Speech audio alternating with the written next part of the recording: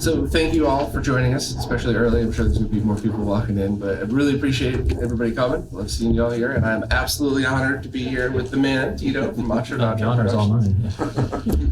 We're going to be doing a very laid-back chat about our favorite mods of the year, but we're going to mostly leave time for questions and discussion because, to be polite but blunt, if you really want to see all of the awesome mods that have been going on this year, subscribe to Macho Productions and go watch the video. So I figured like a cool little overview, and then just take questions for whatever anybody wants to know about, mods, whatever else. And but yeah, I guess I'll hand it over to you. What do you? I guess let's start with an easy one.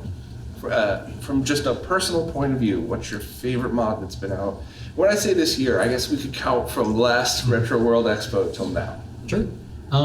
So for me, it's really hard to narrow it down to a single mod, really to kind of a class of mods. For me, I really like mods that in general allow you to bring a console back to life that maybe is damaged and otherwise irreparable. So, for example, I'm not sure if you all are familiar with the Zaxor mods. So he does stuff with the TurboGrafx, the Sega packs for like the laser active. And a lot of these consoles are very prone to capacitor leaks and damaging traces. So a lot of the times, a mod that bypasses that circuitry completely can fix that mod. So for example, the Turbo Nanza completely bypasses the modulator for the RF. And so consoles, and actually in that video that I did for the Turbo Nanza, I completely removed the RF modulator, installed the Turbo Nanza, I had a 10-DIN connector, and then that console was now able to work again. So, so for me, I really like Zaxor mods and any mod that can sort of bring a console back to life. So, yeah. I couldn't possibly agree more. I think that is. Oh, how's the sound? I'm so used to live streams where I'm walking around with a microphone. Can anybody hear me good? Yeah, get close to the mic a little bit. I'm kind of a loudmouth anyway, so I'm sure you can all hear me. But I couldn't possibly agree more about that, because when you have stuff, no cut mods like what Zaxor did, like what Tito did, you take consoles that it totally brings them back to life, but you could always put them back. So one of the things that I've seen, since I started RetroRGB, is a bunch of consoles with Swiss cheese holes in the back because they wanted to put composite, and then they said, oh, I could put S-Video too, and then they realized, well, I just want RGB anyway, so I didn't have to cut any holes. So now they just have a very well vented back of a console forever. So the stuff that you showed, if for whatever reason you wanted to put that back to normal, fold everything back in. 100%. Yeah, and that's a great point. That's something I totally didn't think of, so I'm glad you brought it up. But yeah, mods that are reversible or no cut obviously is a preference. Obviously, you can't always do that. But yeah, for me, if a mod is reversible, that's a major plus. So let me ask your opinion on something, because I have a kind of a strong opinion on this. When you do no cut mods, if it requires you to cut a piece of the internal shielding, do you still count that as a no cut? No. I know it's impossible sometimes to be completely no cut, but I really like the ones where, yeah, it's really even an RF or cutting a trace, which you may not do. That's not reversible, if you cut a trace, but even cutting the RF shield, you could probably buy a replacement pretty easily, but I would still consider that a cut mod. I mostly would still call that a no-cut mod. Okay. There's no right reason. Or no right answer. It's just an opinion. It's just because it doesn't change the functionality or the aesthetics. It only changes when you open it up and you see it. And you can fix cut traces, but that's kind of like what if you accidentally cut too deep? So I agree with you there, but I think as long as you're not Swiss cheesing consoles, then it's a win no matter what people say. So. Yeah, that's true. Yeah, for those you can't really see from the outside. And I'm not sure if anybody here saw my recent video for the PS2 HDMI mod. So that one I totally mangled the inside of the RF shielding. But yeah, you don't see it, which is nice. So the other interesting thing is, and I'm going to try not to nerd out too hard. I know I have a lot of nerd friends in here, so I'll keep it short though. RF shielding is meant to prevent the radio frequencies, RF, from emitting outside of the console with a little protection of coming in, but it's mostly meant for outside. And this was a huge part of a job I had a million years ago in another life, where I would spend nights in an EMI chamber trying to make things medical certified. And when you had analog signals everywhere, your RF signal for your TV, your console plugged in with the RF adapter, this stuff really mattered. And the best example is I put up I think a YouTube short and on social media of the same Super Nintendo and the same CRT in my Manhattan apartment, and also in the burbs in the middle of nowhere. And one was unwatchable. You couldn't see what was on screen. And the other was crystal clear, it looked like composite video. So that's what RF shields were designed for, to prevent emissions from coming out and making it look bad on your TV. But if you're connecting it with a component video cable to a scaler or just to even a CRT, the RF shields don't matter, with the exception of TurboGrafx PC Engine. The RF shields are part of the ground plane. But so cutting that up and even removing them, like the NES clear shells from Retro Gamer Store, I take those metal out, I put them in a box somewhere, and then you just look at this really pretty install, and you don't have to worry. There's no safety issue. I get weird OCD about that. I save the shielding. They're rusted. I'm just putting them back. But I never worry about removing them or cutting them if I have to, just because they were meant to solve a problem that we don't generally have anymore. So. Yeah, agree. I mean, for me, it's also like keeping it as original as possible. I guess that's why maybe I consider cutting the RF shield a cut mod. But for me, the way I kind of started out modding, it wasn't really modding at all. It was mostly console refurbishing. So kind of getting it and restoring it back to as like near factory appearance and working condition was important for me. But so that's kind of like an OCD thing for me is to kind of, but yeah. So since people mostly, or since you've become like one of the go-tos for handhelds and stuff like that, I've been following the progression. Actually, I've been following the progression of backlit mods for handheld consoles since I started RetroRGB, and they were not good choices for a long time. And now we have so many good choices. Right. So when it comes to like the Game Boys, DMG, the Pocket, which I think is your favorite, right? And then the Color, the Advance, is there a screen now that you would say definitively yes for each, or is it still a bunch of good choices and pick your own? So I do have a favorite, but I will say there are plenty of good options to backlighting any Game Boy console. There's just more options than you can imagine. But for me, I personally like the IPS ones that have the laminated glass screen lens. And for me, that's kind of a simplicity thing and also an OCD thing where I get a big pet peeve when dust gets underneath the panel. So having it laminated, it completely gets rid of that problem. So really the laminated IPS screen mods for like the Game Boy Color, Game Boy Advance, that's my favorite one, but really anyone works out really well. They're all fantastic in my eyes. I know some people like the way that it scales it, sometimes you make it like a dithering, and for me that doesn't bother me too much. I know for some people it does.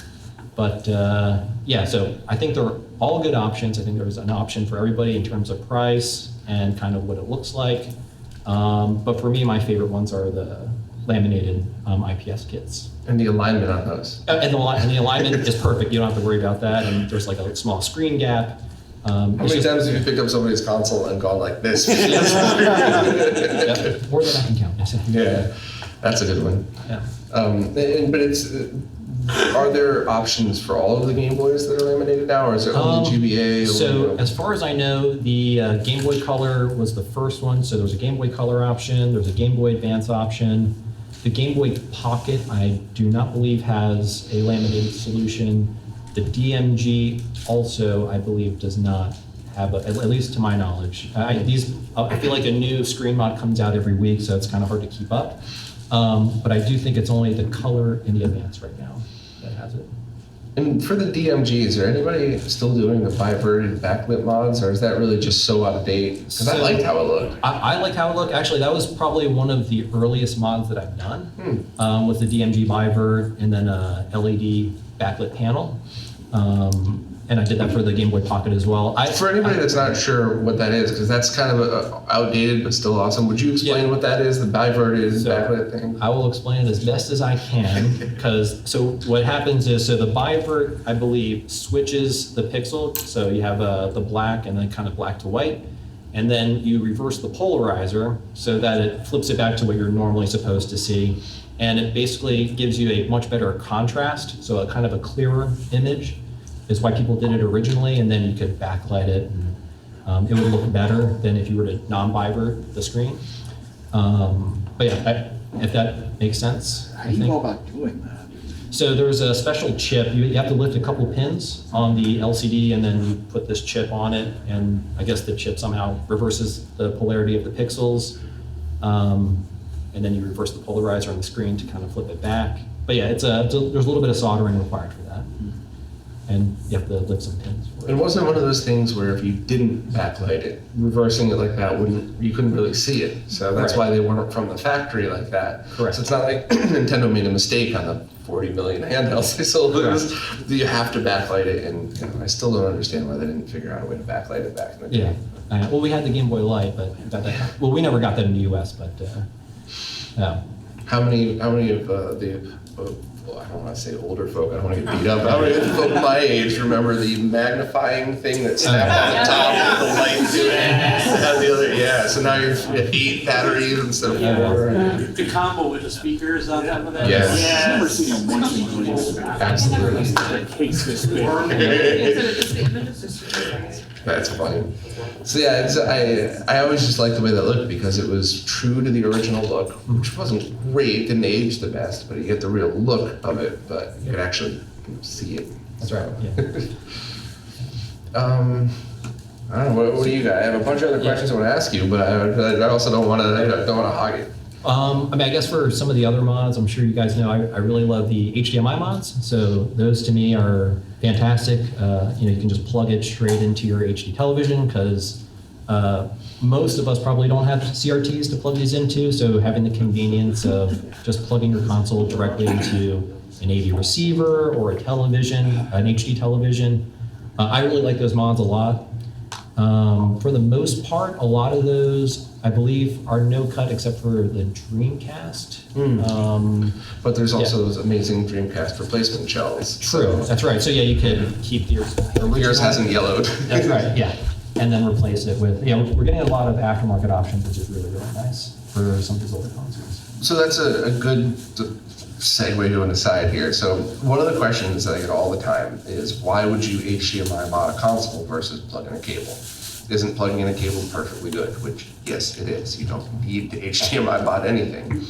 But the two reasons are digital to digital means no analog noise whatsoever. But if anybody's ever used an OSSC and they want to dial in perfect pixels, you have to load up a test pattern to set phase, and then you have to scale it in the exact way for each resolution that the console outputs. So consoles like PS1, you'd fill up all of the OSSC profiles just with the resolutions, and then you would need to, every time the game changes resolutions, when you go into a menu, it might look weird because it's a different thing, whereas a true HDMI mod does all of that for you. And technically speaking, some scalers could do that as well and do it very well, but it would be impossible to do it the same way that this does it. So is it a massive upgrade? I don't normally think it's like it's not going from a base model Honda to a Ferrari, but it's definitely something where if you're an enthusiast and you like it, it's just plug your console in right to your TV and don't ever worry about what resolution the game was. It just spits out whatever resolution you want. So. Yeah, totally agree. It's completely personal preference. There's no one way to do it. Plugging in composite into an HD TV is, completely fine if that's what you like. And it's just really, what do you prefer? Don't plug it directly into the HD TV. You don't want a lot of lag. And plug it to a scaler. And then, there you go. But yeah, there's no right answer for this. Just do what works for you, what fits in your budget, and yeah. I do like the HDMI mods. I'm looking forward to Fixels. Those were delayed because I don't know if anybody knows the story, but he had paid for a batch of HDMI mods to be made. He gets the sample's perfect. The batch arrives and they're all bad. Oh. So he ate the cost himself and had to reorder them, and he's fighting the other companies. So it's that's why those were, anybody that pre-ordered those, don't worry. He's not taking your money and out on a desert island somewhere enjoying himself. He's trying to get these new things made. But I'm looking forward to see what he did because I've never had hands-on experience with his HDMI stuff. But if it's half as good as his ODEs, then we're in for a treat for a bunch of weird consoles like HDMI modding your 3DO and your Philips CDI. Sorry, the compact disc multimedia experience.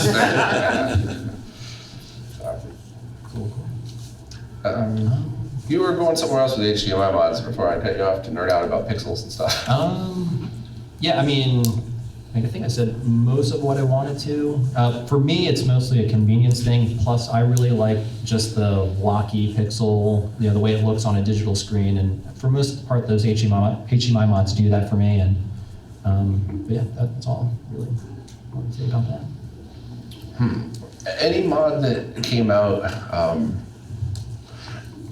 any like notorious mod, anything, and I guess that's kind of an easy one, but what do you think? Has there been like a notorious mod in the past year that's like, what were they thinking, or like, that's really disappointing, or, because I think the one I'm going to say, the infamous box that we both reviewed, but. Oh, yeah. I mean, so for me, like when I do a video, generally I know it's a mod that I'm going to be interested in. But yeah, there was a couple times where, it's like, yeah, what were they thinking? And what's the one you're The Intech Gaming one. Oh, the Intech Gaming. Oh, yeah. A brilliant idea of pogo pins. Yeah, I mean, yeah, the whole the worst chip to scale. Yeah, I mean, the whole idea, and I don't know if everybody here saw the lag video for Game Boy Advance Consolizer, so we tested that one, and that tested the absolute worst. But it had also the most genius way of installing. It's basically these pogo pins, and you just sandwich the Game Boy Advance motherboard on it, and it makes all the appropriate connections, no soldering required. So it's great, it's easy to do it yourself. But there was just so much lag introduced with the chip that they ended up using that it's like, Yeah. I wouldn't have mentioned it at all if it was just a terrible mod. I wouldn't have been that rude, but the fact that they did such a brilliant idea and then just messed up the chip. Yeah, and then also the scaling, I think it was like a 16:9. It was like, so. They could have just messaged any one of us. Right. For free, we would have been like, here's the chips that you could use. That one was funny. Is there any possible way to like utilize that method of connecting it and then using with something like the GBA consolizer? You'd have to redo it, but yeah. Mostly. So if I remember correctly, the pogo pins just for the controller. Yeah, and then it generates the video using the 32-pin connector. So it's never going to be the same as like the GBA consolizer or it's Venergy's one. What's the good one called again? I reversed it. There's like the GBA HD. Or GBA HD, yeah. That's Yeah, that's the open source one. Right. Yeah. All right. So both of those were both basically Fantastic. Zero lag in your Basically, test, and they look great and everything too. So I think to do it that way though, you have to tap into the chip. I don't think you can do the connector. I think you're right because so for the GBA HD, you actually completely had to desolder the GBA CPU and put it onto a custom board. And then for Woozle's kit, that one required you to use a ribbon cable. I want to say that was for just the controllers, though. I think it pulled the signal. I don't remember. I have bad memory, everybody. But so I don't remember every single mod perfectly. Are you talking about the GBA HD, the all-in-one? No, the Woozle's kit. Well, so there's two Zwenergy ones. Somebody made it all-in-one. The Woozle kit, you have to do you have to tap to the pins. Yeah. So yeah, the GBA HD I was talking about was the consoles for you one, the Shield. all-in-one. Yeah, that one. They probably all don't require you to do that. The first version one, you had to do a flex cable, or actually you solder wires directly to the board. Okay. Right. Some versions. Yeah, so the nice thing about that one is it's open source, so there's multiple kits available for that one. And then the one that Jan made for Consoles for You, it required you to desolder the CPU and the RAM chip and put it onto his custom board. But that was a really long way of answering your question. Yeah, The short answer is actually yes, you could use that method and it would be very good, but not as good as those two other methods. Right. So. That's cool. What about consolizers? Like, what has been your favorite one to use, or are there just a bunch of good ones? Or? For Game Boy Advance, there's a bunch now. The GBA HD, especially the Shield one that Jan made, that one's really, really good. I also love the form factor. It's, I think, like the smallest one, too. Yeah. And then the way he designed the shell is really nice. Has like a nice little ejection switch to pop out the cart. So I would say that one's my favorite. But the Gamebox system ones, those are great too. Of course, in the video, so that one introduces a little bit more lag. But in general, that's kind of like an easier install as well. what I'm hoping we see kind of moving forward, so I think the Game Boy Advance, that's been done, plenty of options, but I'd like to see other handhelds get consoleized. You know, the Nintendo DS comes to mind, the 3DS, the PSP I think would be a pretty cool one. I hear some folks are working on that as well. Yeah, and actually HDMI mod for the PSP. Yeah. Yeah. Yeah. That would be sweet. I think the thing with these handheld consoleized mods is that to make a working prototype where that works flawlessly is very challenging and way smarter than I could ever do. But to make something like that, just something that could be manufactured and installed by pro installers, is a completely different skill set and game. So that's why I think why we've seen quite a few prototypes of these things that never really surfaced, because you have to make it in a way where people could actually send it out to the Titos of the world to install, and not just come with a 400-page manual of how to do every single thing and every little. So, but yeah, I mean, I think that's one of the reasons why the PSP ones and the Vita ones haven't really come out, because it's doable but very challenging. And I think there's at least a DS one that's been teased recently that looks like it's going to be a real thing that we could use. Yeah. That's exciting. That'd be great. What else did you have on your list of stuff to talk about? Well, we went through that pretty quick. That was probably, I mean, honestly, any video that I make is a mod that I love or that I've heard about and I'm like really interested in. So yeah, definitely watch the channel.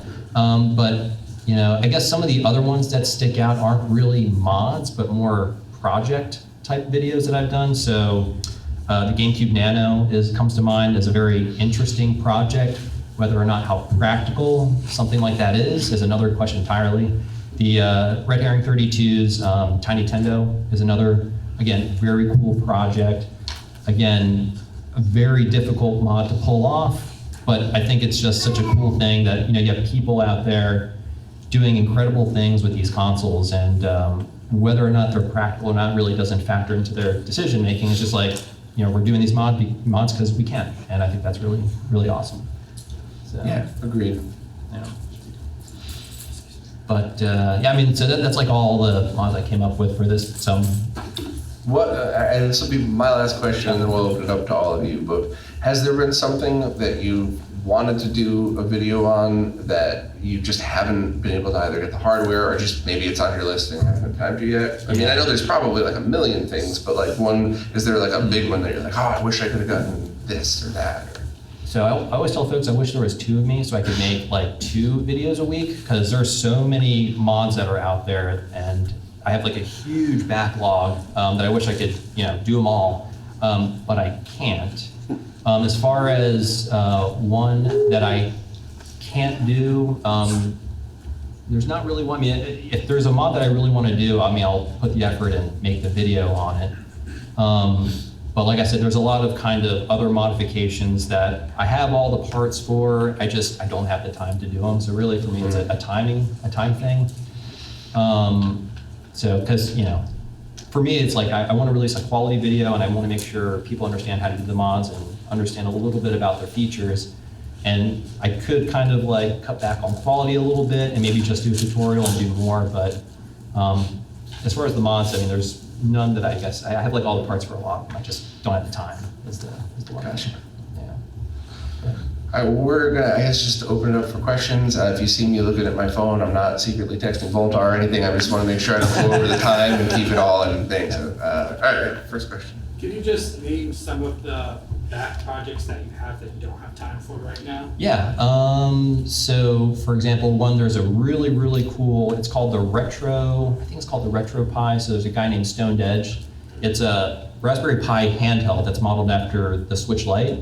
It's awesome. It looks fantastic, and I've actually tried to make that video twice, but ran into some problems. It's very prototypey, but that video should be coming out soon, and that was one that I kind of been sad that I couldn't get out earlier. Another one is there's a really cool mod you can do to the original PlayStation, to add RAM. To make it basically like a Net Yaro's development kit. So that's another really cool one. I could like pull up I have a whole Excel spreadsheet of projects that And I got one of those Yeah. too. I think the Yeah, oldest it's- one on it's like 7 years old. I'm like, have to do this video by the end of the year. yeah, it's an endless list. It's because a lot of the times, so like on, for example, like Twitter, people post a lot of their projects, and I'm like, oh man, that's a really cool project. I'd love to make a video on it. It's hard to come up with all of them top of my head, but I'll just like jot it down, maybe reach out to the individual who's making this mod. But no, I literally have like a list of at least 50 mods on the backlog. I mean, so I have all pretty much videos from now to the end of the year are planned out, and then I have basically a backlog of at least 50 mods. Awesome. Yeah. Yeah, so what would your like dream mod be? Either like you don't think it's possible, or you don't think it's possible to manufacture, but you'd love it to exist? That's a good question. Something that can make Thunder in Paradise in HD. Oh man, put me on the spot. No, that's a really good question. I guess for the longest time it was like a PS2 HDMI mod. I mean, well, we have one now. Man, I really can't think of one off the top of my head. That's a great question though. I can ponder it, but and maybe we can talk later if one comes to mind. But yeah, nothing's on my mind right now. I got an easy one that's quite literally impossible, and I would love in a magical world to have an HDMI mod that could render 3D graphics in higher resolutions, which you just can't do. Or if you could do, you would essentially be installing a software emulator and a GPU. So why not just have a software emulator? But yeah, that's totally impossible. You'll never see that. But that's in a fantasy world would be really neat. That way you could end up having like the Super Mario 64 HD mod on the N64. So not possible, but yeah, that's certainly one I would like to see. Have you heard any news on a solderless PS1 ODE? I have not heard any news. Oh, there is news. Okay. For news on mods, this is your guy. I get things a little bit later, but he's on the bleeding edge when it comes to news. In production or in prototype phase, and the person who's doing it is the same person who originally designed the X Station, and it's coming along, and they think they can do it. So, and I mean, with all the love and respect in the world to Robert, the developer, just like I was saying before, getting a prototype done and figuring out a way to get it to customers to make it plug and play is a whole other ballgame. But he seems to be pulling it off, so that's going to be interesting. And there's always going to be a thing. Like, yes, you could do this, but not with this model or only this model. But yeah, that's actually, hopefully should be coming relatively soon. Performance should be about the same and everything. And I have no clue about price, obviously, but yeah, that's something that started out as like, I wonder if I could do this type of thing. So that's pretty cool. Would that also be for the small PS1 or just the? Has anyone been? Maybe. Maybe. I don't want to say anything because not because I'm being coy, but because just like I was saying, if he did it once in prototyping versus making sure you can get something that people could just plug in. So it's very plausible, but until Rama actually launches this product. And by the way, he's talked about this before, so I'm not like spilling secrets. If there was ever a crowd I would love to spill secrets to, it's you awesome people that have been here every year. I love doing these. Okay, next, yeah. Kind of similarly, have you guys heard of PS2, a proper PS2 ODE that's maybe on the horizon, or is it no? Or is it we're still using the software on the memory card? Yeah, I mean, I haven't heard. Yeah, as far as I know, that's kind of that and the hard drive and the USB, and those are the only ways right now. So. There's potential for Fixel's ODE to do that. He hasn't looked into it yet. I actually don't even think he's looked into it. I just think he's kind of pondered it and said, well, it's not impossible. But I mean, you've covered a lot of the ways to load your homegrown, your backups on there. And how are the performance been? You know, you've done a couple of different methods. So I actually plan on doing a video comparing the performance. So, because right now there's the hard drive, the USB, the Ethernet, and all offer varying like compatibility, their own compatibility issues, and then like load time. They have different load times. So I think I'm not sure if there's a video that's done that comparison. From what I understand, the Ethernet port has the highest throughput, so that might be the best way to load You would need an external device like a Raspberry Pi. So I did a video on that, but I do plan on doing a video comparing all the methods currently to load games. So I gotta get you a again, retro NAS setup. Oh yeah, retro, yeah. Like, just drop in your ISOs Yeah. on a shared network share. That's how you manage everything. Yes. That's been And awesome. yeah, I mean, because you have a fantastic video covering retro NAS and like. Yeah, the interview with the dev, Dan, is great. So that one, but yeah, I keep forgetting. Damn, but yeah, I would like to see that too, just because even if it's not something for everybody, even if the network methods or the memory card methods are what most people do, it's still just going to make things easier as parts start to fail. And while I love the Raspberry Pi method, Pis will eventually fail. And while RetroNAS could be scaled to anything, you still have to, even though it is very, very non-nerd friendly. I mean, that was the one thing I impressed upon Dan. Don't make it by Linux nerds for Linux nerds. Make it something that people could do, but still it's going to require everybody to maintain it. Whereas an ODE, as long as that's still functioning, you put your ROMs on. So I do think it's important, but maybe Pixel will swing around to it after he gets some of the rest of the stuff out. Yeah, actually, one thing, was Pixel the one working on the hard drive emulator for The PSX, that Yes. works. Yeah, so that is something, okay, that I'm kind of looking forward to. Because with the PSX, as far as I know, without the hard drive, the console doesn't function at all. And of course, it's a mechanical hard drive, so they're all going to fail at some point. So Pixel, I'm really looking forward to that because this will save a lot of dead PSXs, which are pretty cool PS2 consoles. Yeah, pretty neat. How many people own one? Yeah. Yeah. Have you heard anything in the works where all of the hardware to back up your own cartridges is really obscure, went away, isn't manufactured? I have the GB operator, which is wonderful, but that's one system. I remember the Lib Retro people were teasing The Sandy something. card reader is what you want. Yep. It's open source, a bunch of people make it. He did a wonderful video on it. That's exactly Yeah, what I'm looking I for. think I saw that video. I didn't know if there was a place that you could buy it or you had to kit it. So it's an open source, so you can Yeah. build it yourself. But there's I think it's called Save the Hero project or something. So they're based out of Japan, and they make pre-made ones. Which you can buy. Yeah, Okay. so you can buy it from them, and it's pretty cool because they actually not only manufacture the regular Sandy, but they have all the adapter cards as well. So you can do Game Boy Advance, Neo Geo, WonderSwan. You can do, I think, almost pretty much every cartridge.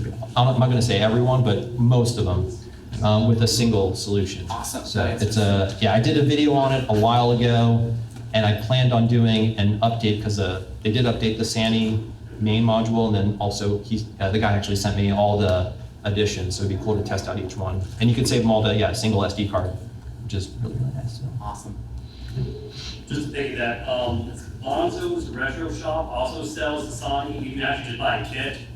Look it up right now, $125. You solder it yourself. There I you did go. one about 6 months ago. Turned out great. Awesome. Sweet. That one's newer too. I think the Save the Heroes like the P3. Yeah, This is so- the P5. And one of those. I'm not sure which version I think they just updated it recently. I believe as well, yeah. Yeah, it might be on the same version as that one. I don't know though. Two-pronged question. One, man, the last 18 months seem to be GameCube nuts for mods, right? Absolutely. So, what was your favorite one? And your favorite one if you have to use a Game Boy reader without the disc? So I would say, I think the big one we all know, the Pico Boot was pretty huge. So that's awesome. It's open source. The one I'm pretty excited about is that NVMe, well not the NVMe, it's like a SSD that you can put. M2 loader? M.2 loader. So that one's pretty exciting because I know that port has a pretty high throughput. He's still working on that one. And I think he's working very closely with a guy who does Swiss. What's his name? Extremes. Extremes, yeah. Yep. So I know he's working very closely with Extremes to sort of get compatibility better with the M.2 loader.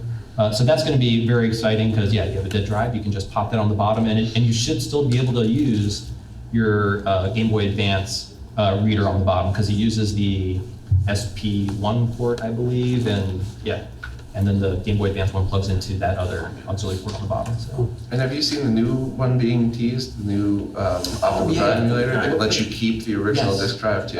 Flippy drive. That's right, the flippy drive. So I spoke with that person. I do want to do a video on that at some point, but I'm not sure where that It's is. not done yet. Yeah, I don't, yeah. They're concentrating on launching it finished. And Okay, you know, all of yeah. these awesome devs usually give us free updates after it's released, free bug fixes. But I think they're kind of just looking to make sure that when people get it, it's not another month straight of fixing bugs. Let's get it to betas first. I don't think I've ever had that full conversation. It's speculation, but they're a fellow nerd, so I think that I could see their brain working that way when they're doing this. So if I'm wrong, I'm sorry, but it's a compliment either way. Yeah, Victoria, lots of exciting stuff with GameCube. It's crazy, especially recently.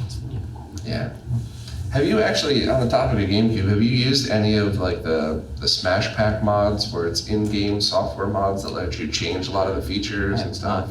Oh. Shank was showing me the other day, I think he showed a little bit on stream where you don't even have to reboot to Swiss to change between certain video settings and stuff like that. It was, somebody should do a video on that. I think that would be pretty cool for people who are into that. But a lot of cool stuff if you look at the GameCube now. And the Memcard Pro GameCube is great too. Oh, that's right. Yeah. Yeah. Those are great. Somebody. Good. Because the lighting is so good, you mind posing for a Game Boy camera photo? Oh, Game Boy camera photo, that's perfect. That is an interesting request. This is smiling, isn't it? This looks great. See, the thing is, like, I have the Retron 3 and the USB, capture card. I send it over to my computer and then tag you guys on. Perfect. Nice. Perfect. There was one, I think you were about to ask a question, right? So a bunch of hands shot up at the same time, I promise we'll get to everybody, Someone so. already asked my question. Oh, okay. So I'll keep trying to think of one. Who is next? I'm not skipping over anybody, right? Just throw something at me if not. Are there any options for light gun mods to work on LCD television?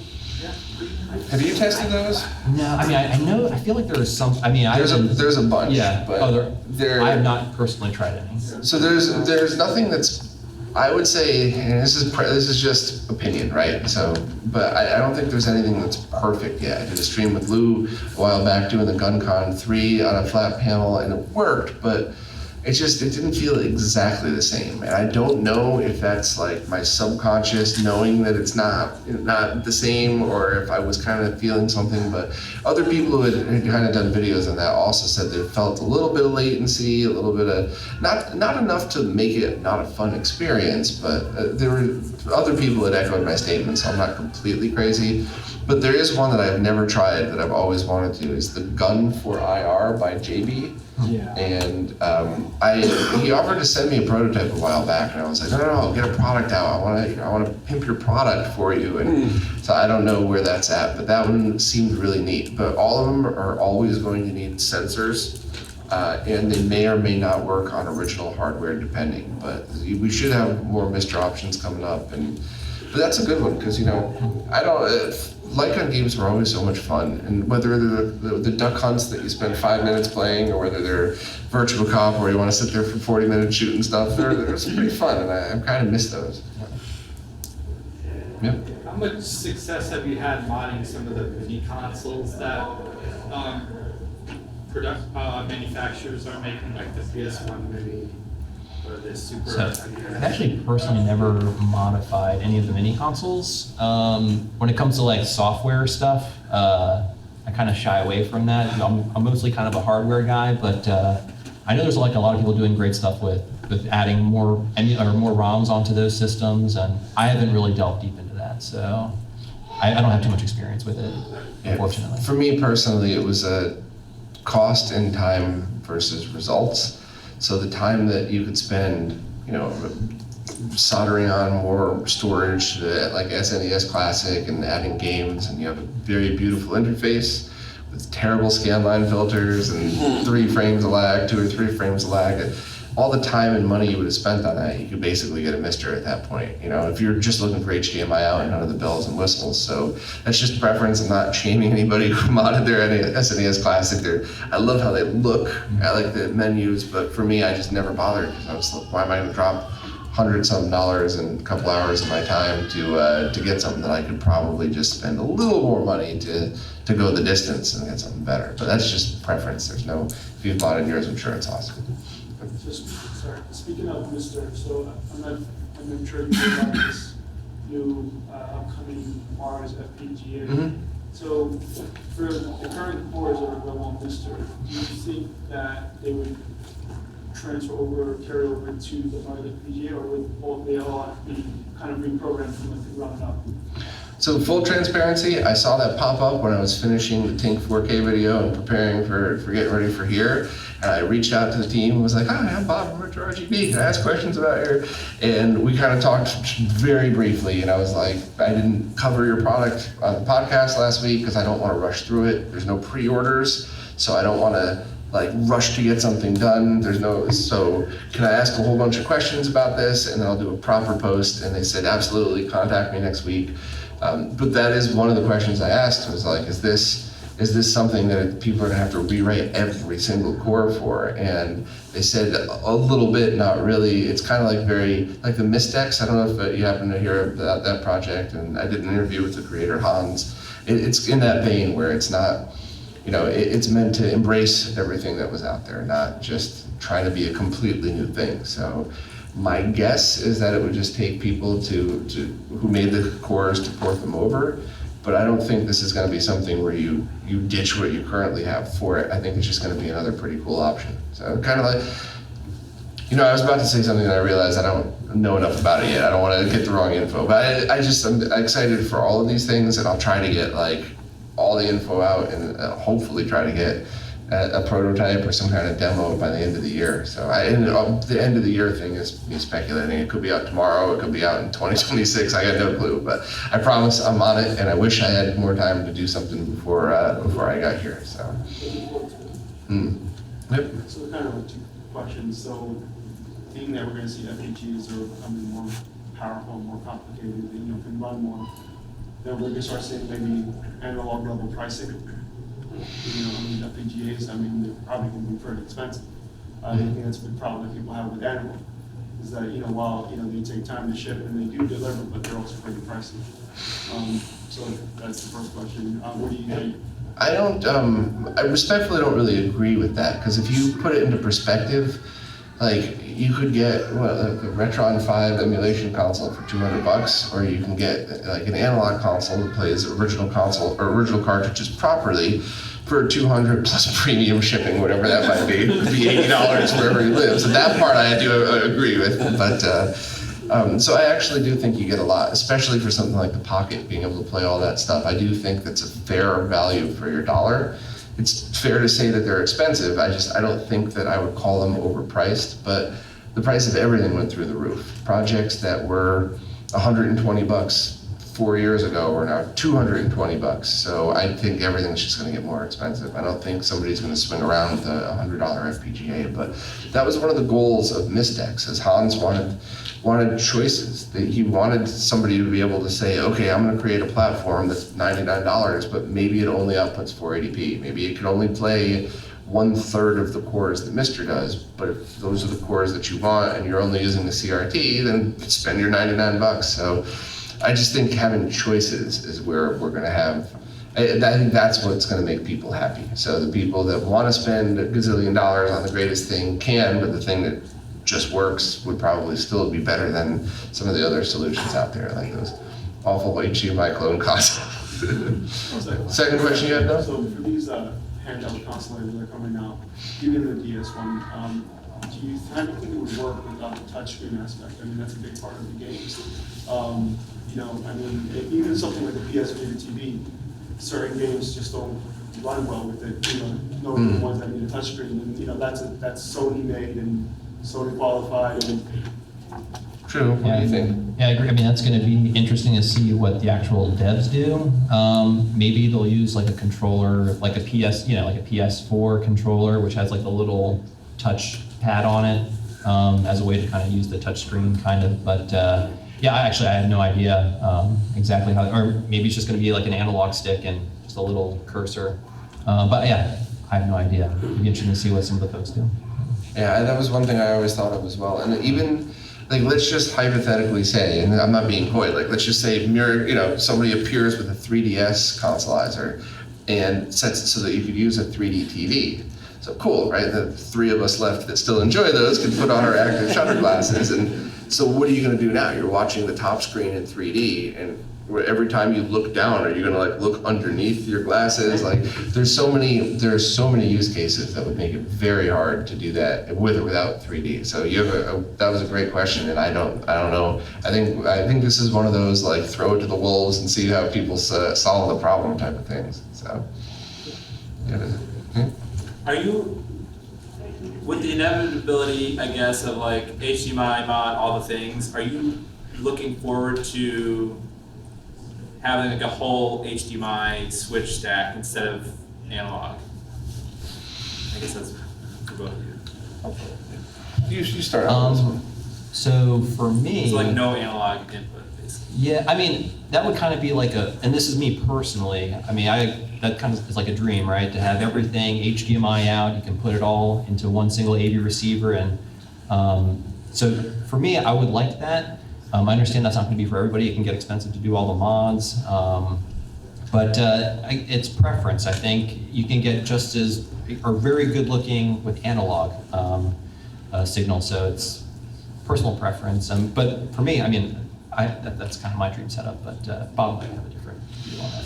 I do, and it's one of those. Well, first and foremost, all of these are preference, so all of your answers are the right answer. But I don't think I would go that route. I think as Mister has progressed as far as it has, when I'm going for the most pixel perfect, or like I want full digital sound, not half digital, because like the MSC1 stuff you have to pass. I've been using Mister for that, and I've been kind of going back and embracing the original consoles. And that was one of the reasons I got super excited when Tianfeng came up with the subcarrier bypass for the Genesis 1.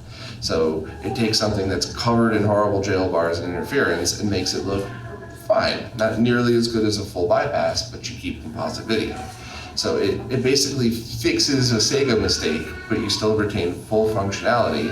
And then if it's, oh boy, I want to make sure I want blended waterfalls in Sonic, but crystal clear Sonic, then you could just go to Mister and flip on the blending. So I've kind of been embracing the ugliness of analog, and then when I want to go full digital in that. But there are scenarios which I'm just not going to be able to do that, like Dreamcast, PS2, stuff like that. So I don't know for that one. I think for that it would just be, if you game on a flat panel, it would be awesome. If you prefer a CRT, then not. But yeah, that's definitely a good question. I guess your target display is probably a huge factor in that. Yeah, depends on kind of what you want your setup to be like.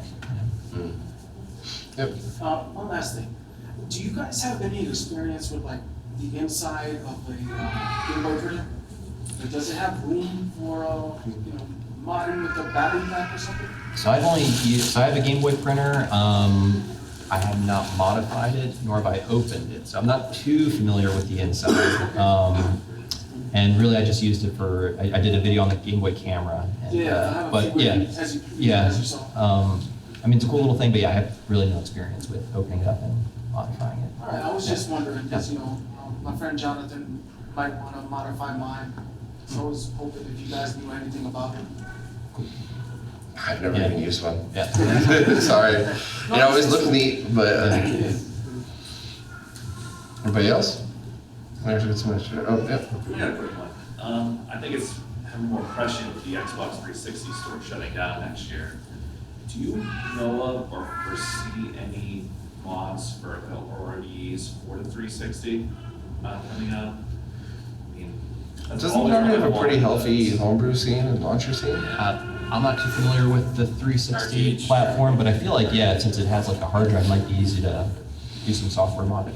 I mean, this is the type of stuff Frank Cifaldi has been preaching since he was a teenager, where it's like, so now it's up to the dirty pirates to preserve these games. So it's, and it's an endless debate, and it's the same old fight over and over. And it's that wasn't a Frank dig; it was a dig against the fight. But I love Frank. It's okay. But it's like, so it's frustrating to see all this stuff happen. But it's very common that developers end up not having their own old work, and they go back to it 20 years later, and the only way that they can find it is us, basically. So, I've always had very strong opinions on that type of piracy. Something that's 20 years old, who are you taking the money from? You're saving these games, you're archiving them, support your local game stores. If you love the game, go buy the hard copy.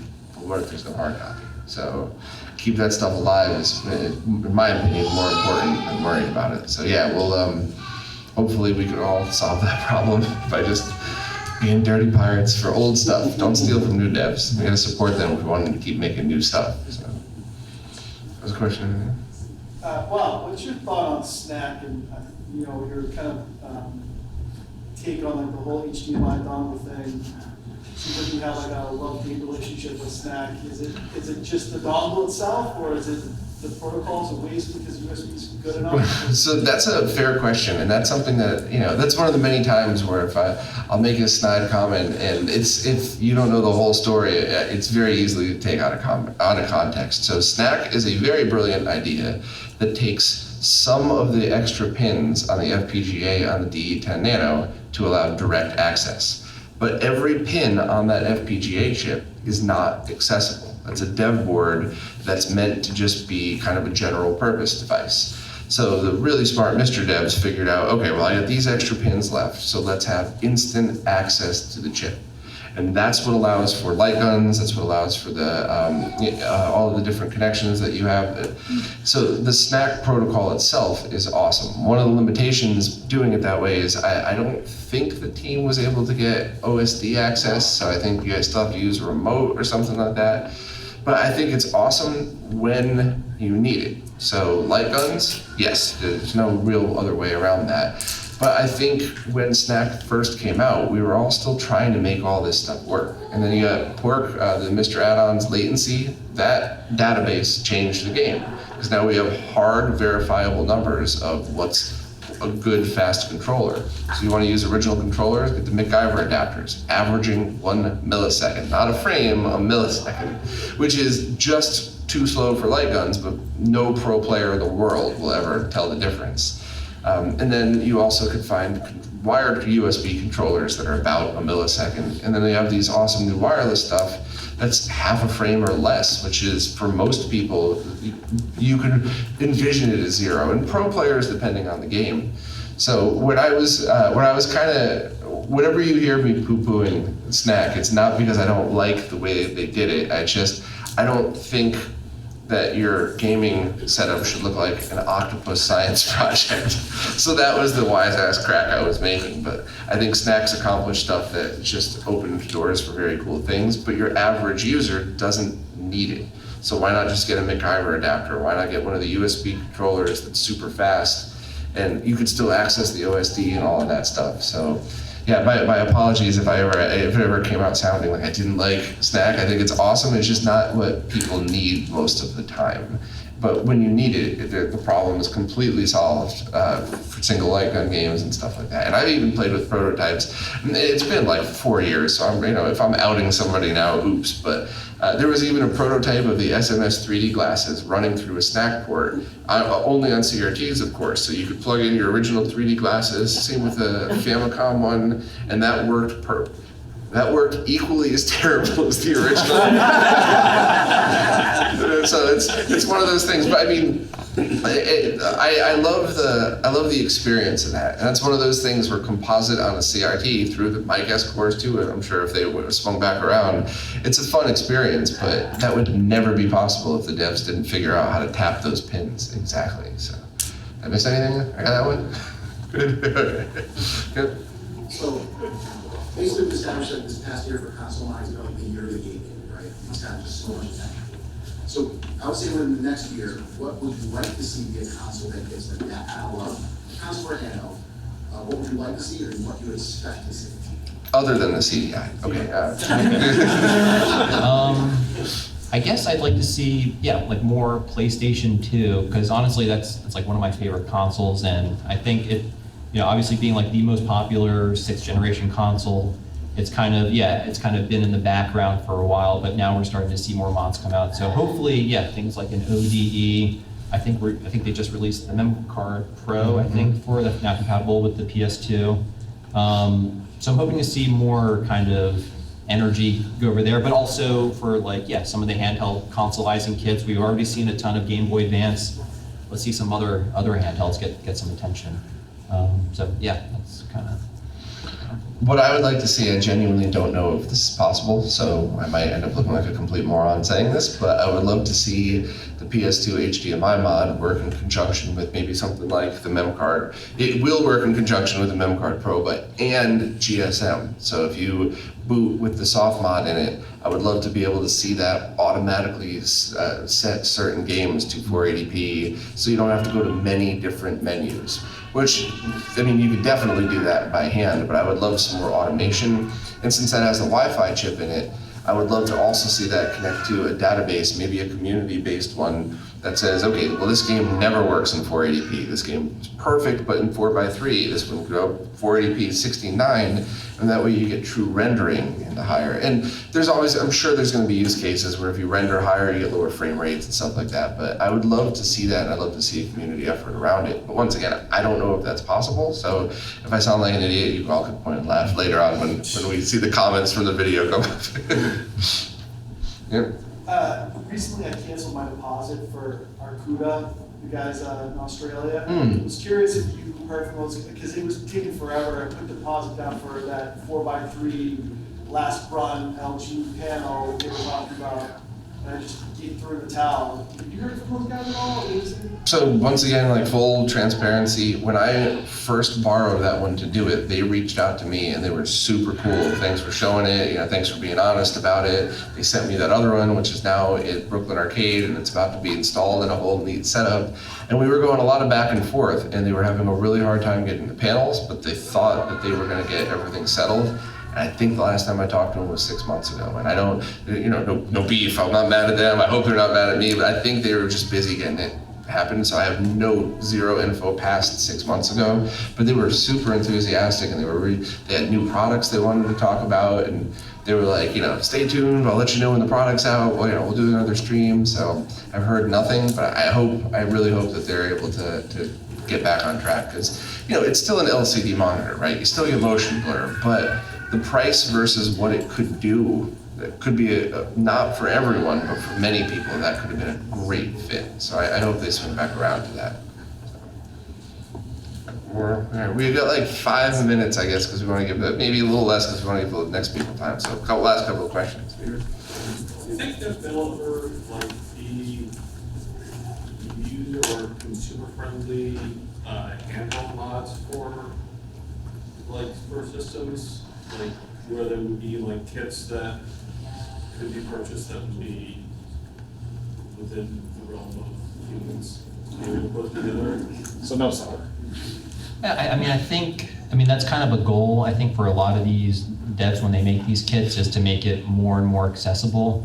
I mean, I think there are a couple, drop-in solutions for some of these, I guess like backlit kits for some of these handheld consoles. Not really by actual mechanical consoles, okay. but taking a regular console and making it. Oh, I see. Yeah, Shank's on it. Yeah. That's all I'm gonna say. So I don't think it's ever gonna be super easy. Yeah. But the work that he and his friends and the team have been working on are aiming to make this not so much of a science project wizard thing. It's always going to be challenging, but there's going to be things be released to make it less insane. So it's never going to be like you take your GameCube out of the shell and then stick it into a thing. There's always going to be something, but I think his team is looking to try and make this easier for everybody. So, keep high hopes, but realistic expectations, I think, is the best way to answer that. I guess we have one more. So, yeah, we are getting a lot of backwards stuff, but yes, specifically the fat one, is still kind of bad. Mm-hmm. I think there's a lot of, I have one of those broken, I don't think that the screens are hard. So the console should get that. I think that, but I don't know if you guys have heard of that. Yes. Not for the original kind of DS. I haven't seen any kits for that. I mean, I think they have replacement panels for them, but yeah, obviously it's not as good as the DS Lite. But yeah, as far as I know, there's not really any kits available for that at the time. It's kind of niche, but would it ever be possible to have that screw 8 look? But